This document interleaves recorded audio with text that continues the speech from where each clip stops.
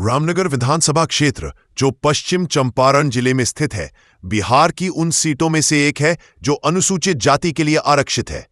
यह क्षेत्र वाल्मीकि नगर लोकसभा सीट का हिस्सा है और इसमें रामनगर और गौनाहा प्रखंड शामिल है। 2020 के विधानसभा चुनाव में इस सीट से भारतीय जनता पार्टी की भगीरथी देवी ने जीत हासिल की थी।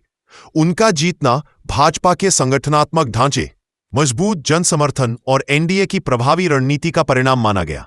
जैसे जैसे 2025 का विधानसभा चुनाव नजदीक आ रहा है, इस क्षेत्र पर राजनीतिक दलों की नजरें तेज हो गई हैं।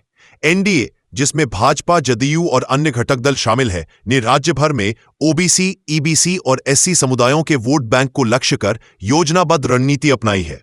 रामनगर जैसे अनुसूचित जाति आरक्षित क्षेत्र में यह रणनीति विशेष रूप से अहम हो जाती है, जहां जातीय समीकरण चुनाव परिणामों में निर्णायक भूमिका निभाते हैं। दूसरी ओर कांग्रेस पार्टी ने भी इस क्षेत्र में अपनी राजनीतिक सक्रियता बढ़ा दी है।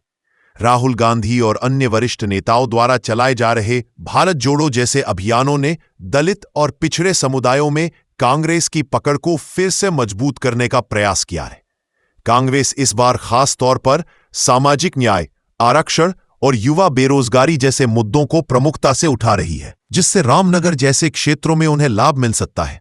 राजनीतिक विश्लेषकों का मानना है कि 2025 में रामनगर सीट पर सीधा मुकाबला एनडीए और कांग्रेस के बीच हो सकता है।